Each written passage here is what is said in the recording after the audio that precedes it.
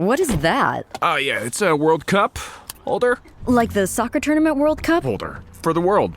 Fits every car, holds every cup. It has a Carvana logo? Carvana made it. They buy and sell cars, so they made a car cup holder. So, got any good cups lately? I used to, just couldn't figure out where in the world to put them. The World Cup holder, brought to you by Carvana, proud sponsors of the World Cup holder. Sign up today to win yours at cup-holder2026.com. Not authorized or endorsed by FIFA. Not a real product. For parody and fair use purposes only. Kids, listen to your mother.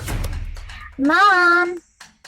Welcome to Between Us Moms with Katie Crafts-Morg and Hallie Stevens-Drake. Hey guys, a quick thing before we start today's episode. This podcast is just me and Hallie. We edit, we book, we produce it. So when you share the podcast or you share a clip with a friend or you join our Facebook group or you follow us on Substack, it goes such a long way. It means more to us than you even know, and it really does keep this podcast going. We have no funding. It's just us. So if you love it here, share an episode, rate us, like our content so we can keep this thing going. And with that, Hal. Hi, mamas, and welcome back to the podcast. Today, we're diving into the celebrity breakup that has everyone scratching their heads. Jelly Roll and Bunnie XO are getting divorced, but they're still planning to have a baby together. So we got to talk about that. Plus, the viral story of a dad who took his two young daughters into a woman's restroom at a gas station, got confronted by another customer, and sparked a debate that's taking over the internet. And finally, the surprising costs that have parents feeling like they're quietly going broke. We're going to talk about it. So grab your coffee and let's get into it. But first, Katie, slay or nay of the week. Okay, I have one of each, I guess. Great. My slay is we had a lazy ass Father's Day weekend. This was the first weekend, I want to say all year, that we have had zero plans. Except for Father's Day. Not a birthday party to go to, a friend hang that we planned, or a barbecue, or whatever it is. Like, this was the first weekend where we were like, oh my gosh, we do not have to get the kids out the door and go somewhere. We've also been selling our house. We've had like a lot of open houses every weekend. And it just felt so nice to just be with the family. We swam. We made dinner here every night. We cooked breakfast outside. It was just so necessary. So if you feel like you've been going, try to find a moment or a weekend where it can just be you and your family and you can just exhale. Oh. Like Jason and I sat on the couch during nap time yesterday and watched television. Like, when was the last time you did that? I mean, I don't even know. I genuinely don't. Well, Summer House. Andrew and I will make time for Summer House, but it's late at night. It's like, late, yeah, right? Not like during the day, like a Right, lazy no. couch day. Like, I don't remember the last time. So I feel like that was a win. My next thing I'm going to share is a nay because I'm scarred for life, but it's a slay because you have to effing watch this. Maternal Instinct on Netflix is the most bananas, asinine, insane, evil, psychotic documentary. It's true. It's a documentary I have ever watched in my life. Wow. What's it about? It is, I'm going to give you the one-liner, but I don't want to spoil it, but it's about the woman in Texas who literally cut a baby out of her friend's stomach and tried to pass it off as her own. What? It's a real story. It's a documentary. This is not a scripted. No. Wow. It is. Oh my God. Why? And why do Hallie, I have to watch it? Why do I have to watch this? Because I've been seeing people talking about it just like all over social media. And one of our friends was like, have you watched this? Have you watched it? I need somebody to talk to about it. So she literally was checking in every day, like, did you guys finish it? Did you finish it? And finally we finished it. And I basically was like, I hate you. I hate you. I cannot believe that I watched that and that I now know the level of evil that lives in this world. Wow. So there's that. But if you need something like light and heartwarming and fuzzy, I highly recommend Not Suitable for Work. Oh, what's that? It's on Hulu, created by Mindy Kaling, who I am obsessed with. It's kind of like Friends, but like for the new generation. And cute. It's so cute. I am obsessed. Even Jason likes it. He does love like a girly show, which I love about him. And he'll watch my shows with me, but we are so into it. So good. So if you watch Maternal Instinct and you need like help afterwards coming down from your anger, then go watch Not Suitable for Work. So those are my updates. Okay, I am going to protect our friendship and not watch Maternal Instinct and jump straight to Not Suitable for Work. But thank you for the Rex. Love that plan. Yeah. What about you? What do you have? Slays or nays? So I have two slays. Well, it's one sleigh, wrapped up in one. It is essential to have time with ladies. That is like quality time, no distraction, no kids running around, just ladies chatting lady things. Because I went out with a group of girls and the hacks that I learned from them were chef's kiss. I mean, there were more, but I could only really remember two of them. One is if your kids are fighting, and I thought of you because you've said like what's been hurting your mom heart lately is your girls are arguing or whatever, you make them hug each other and it instantly diffuses the situation. You make them hug each other for like a minute and they can't let go. The moms were actually saying that they do this with their girls who are like a little bit older when they start getting catty with each other and that it like instantly makes them laugh or like breaks up the tension or whatever. So make your kids hug. I love that. By the way, I sort of do something like that, but I think Emma's too young to really comprehend it. But Kaya will like always go over and give hugs. Like she Yeah. will always just go and give a hug, and Emma's like, no, no. And I'm like, Emma, she's trying to give you a hug. And then she runs over and says, Mommy hug. And I'm like, okay. Maybe the solve for you is to do a group hug. So it's like you and the girls all together when they're arguing. That was one. The other thing is we talked about a lot of things, so much so that we went from your kids hugging to a sex hack. One of my girlfriends is on an SSRI, and if you've been on an SSRI, you know sometimes it makes it a little more difficult to achieve orgasm. Yeah. By the way, we're recording this. I'm in the American Airlines lounge. So if I'm whispering, that's why.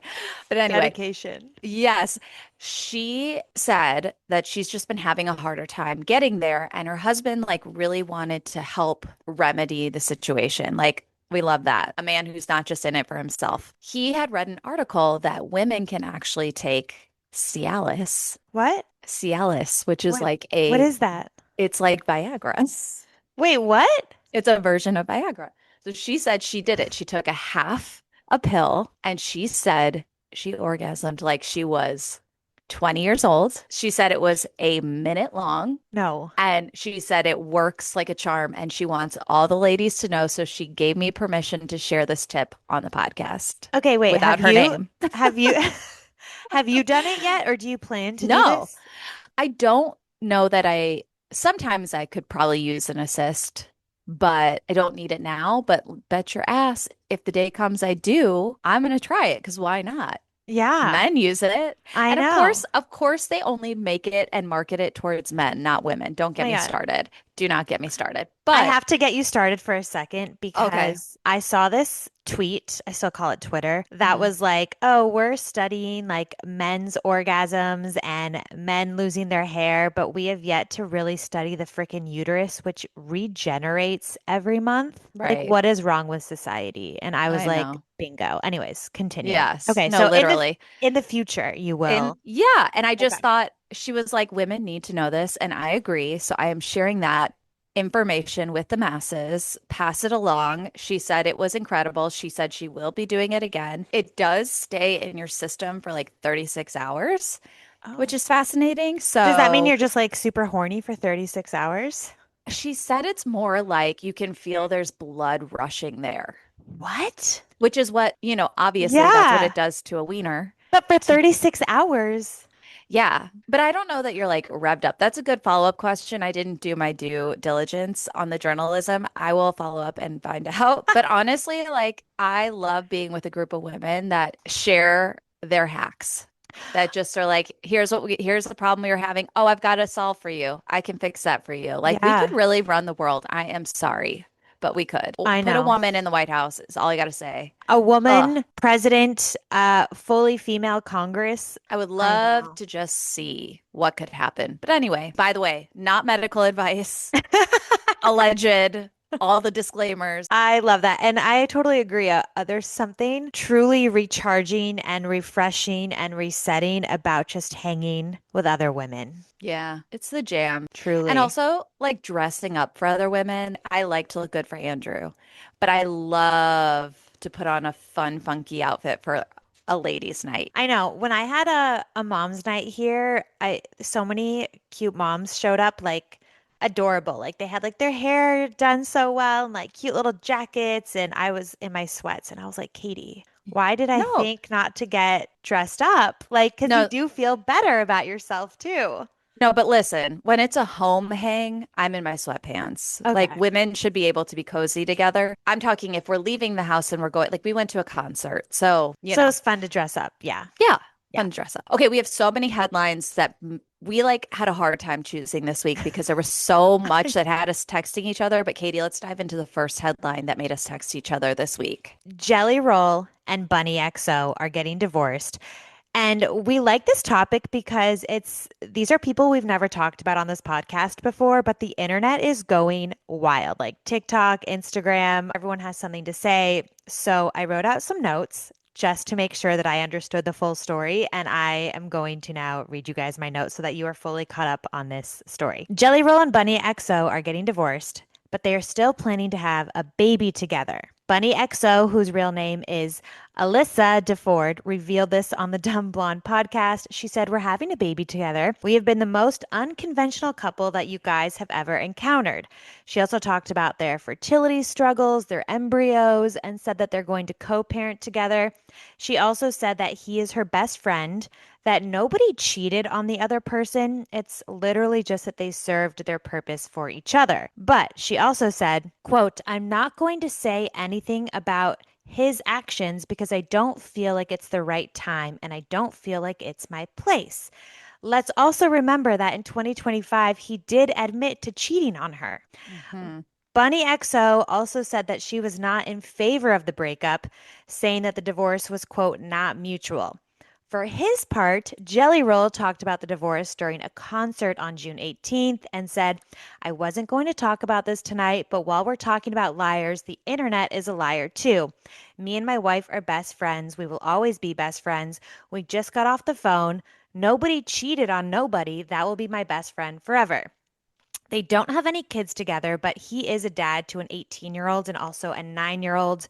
And Bunnie XO has always been open about her desire to have a baby with him at some point. I need to know your take on this story. Okay, they should absolutely not have a baby together, is how I feel. And Why? I'm sad. I'm sad for her because I'm sure this is, the death of a dream, and I'm sure it's hard to let go. They do have so much history together. They were together before he was famous. Like, I'm sure that they are best friends. I don't doubt that at all. But I think they just need to stay best friends, and she needs to keep her eyes on the future. And maybe, I don't know, how old is she? I don't Do know. we know? I don't I know. mean, she probably, like women start to feel that stupid ass clock ticking. She might feel the clock ticking, but it's like she owes it to herself to find her person and to Mm, have a baby with her person and having a child together. I mean, maybe I don't know. Like, I just don't think this is a good idea. Like, part of me wants to believe they could do it and it would be great, but the breakup is still fresh. So if they're gonna do it, I would urge them to take a long pause before diving in and make sure that this that's a is good idea because when he starts to date someone new, like how is that gonna feel for her? And like especially if she's pregnant and like he's out and about with someone else, like those are just such a vulnerable time. And then I don't know, do you feel differently? Do you feel the same? Gosh, it's a complicated situation because there's obviously a lot of love there, but I feel like for her, it feels like she's making excuses because she wants to have his baby. It Mm, feels like they're both saying there was no cheating that caused this particular breakup, but there was cheating in the past that I was okay with. Like mm, that's what it kind of sounds like. And it feels like, when you're so in love and you have this idea of what your life is going to look like, and you just want to keep holding on to it and figuring it out and making it work on whatever the terms are. Like she did not want to break up with this guy, but he yeah. fully wanted a divorce. So I think sometimes this is a really good reminder. We have to practice the art of letting go of things Yeah. that are not for us anymore. I think it's beautiful that she wants to have a baby. I think it's probably something that they've done fertility treatments together. I think they've lost embryos together. They've made embryos together. And I think that's really emotional and it's a beautiful thing. And that is something also to consider and think about. And so I just hope that she is prepared to mostly, I know they want to co-parent, but she's probably going to be the one mostly parenting, right? Yeah. I think it's just gonna be, it's a recipe for heartbreak, I think, on her end. Like having And these parenting, expectations that won't ever fully be met. Like you yeah. have this dream that won't ever fully be realized the way it was intended in your mind, right? No? Right. I think so. And I think it's probably a way to hold on to him in many ways, and to stay connected. There's probably fear of not being connected, but parenting is the hardest thing I've ever done. And if I weren't Mm-hmm. doing it with someone who was all in with me, both like emotionally, physically, mentally, spiritually, like just fully present 100% of the time, like there's no way. It would be so hard. And I would personally never choose that. Right. But if she really feels like this is it and they both like this is their dream together, then like power to them. I worry for her Yeah. personally. But you make a good point. It is, listen, if she's up for, she really wants to be a mom and she really wants Jelly Roll to even be involved a little bit and she's okay being a single mom because that is what she will be. I think do it. Women are the fiercest, strongest, most amazing creatures on this planet. And if she wants to do it, and I tell my friends this who want to have a baby and haven't met their person, I'm like, you could do it on your own. It's going to be so, so hard, but you can do it. Can she do it? Yes. Will it be her dreams fully realized from what it sounds like in terms of like how much love she has for this man? Probably not. Yeah, I agree. But, Power it's, to her. yeah. It'll be interesting to see. Okay, the next story we have to talk about has the internet completely divided. There was this dad in Oklahoma named Tyler. He was on a road trip with his two young daughters and stopped at a gas station so that they could use the bathroom. And he says that the women's restroom was empty. And so instead of taking his daughters into a crowded men's restroom, which let's be honest are disgusting, he brought them into a women's room with him. And that's when another man walked in. He got super upset, this like stranger guy, and actually called the police on this dad. The confrontation escalated. One of the little girls started crying, and the whole thing was caught on video and posted to TikTok. So the video quickly went viral. Millions of people started weighing in, and most people online seemed to side with the dad, saying that he was just trying to keep his daughter safe and help them use the bathroom. But police responded. They determined he hadn't done anything wrong, and they even reassured the girls that they were safe. But where the story gets even crazier is that the man who called the police was reportedly an independent contractor for a real estate company. And after the video blew up, the company announced that he was no longer affiliated with them because his behavior didn't align with their values. And this whole thing has sparked a much bigger conversation about parenting in public spaces. If I want to know, like, if you're a dad with young daughters, what's the right move? Do you take them into the men's room? Do you send them into the women's room alone? Or do you do what this dad did? What does Jason do? And So what would you feel comfortable with him doing? yeah, this is so wild because also, why was this man even also going into the woman's bathroom? Like the one who took the video, the one who Right. started the confrontation. Like that feels like so weird to me. I think if there was nobody in the woman's bathroom, he made the right move.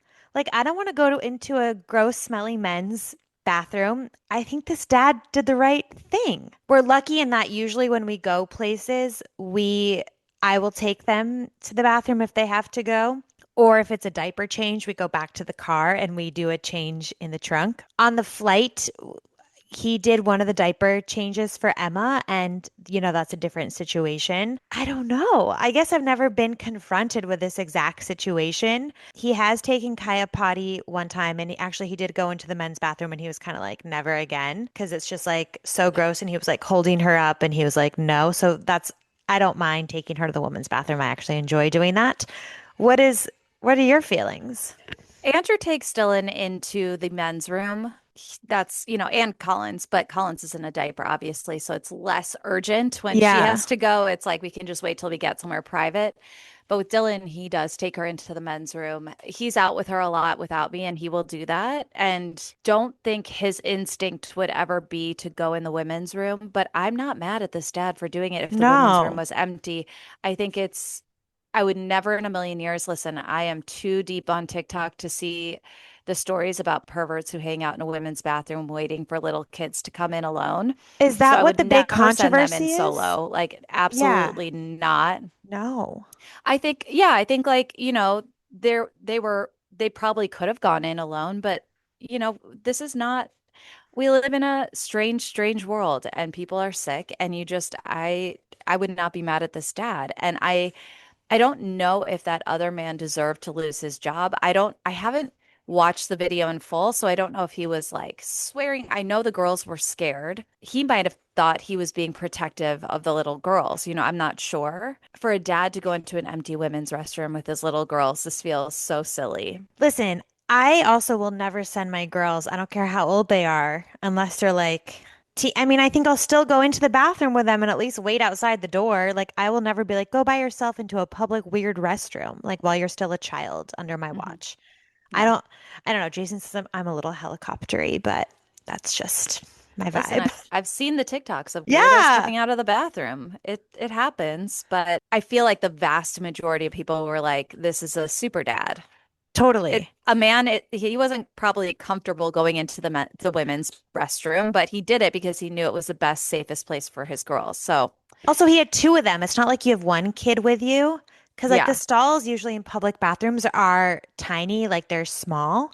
Hmm. And so, if you have one who's like going potty and then the other one who's like standing there, and you're also standing there trying to assist or help, it's like a crowded stall. Yeah, So, I would much rather I'm on this dad's team. me too. Okay, the mom algorithm. You guys, parenting is expensive AF. Hallie found this article about how expensive berries have gotten and how parents are literally going broke, spending literally hundreds of dollars a week on berries, like strawberries, blueberries, blackberries.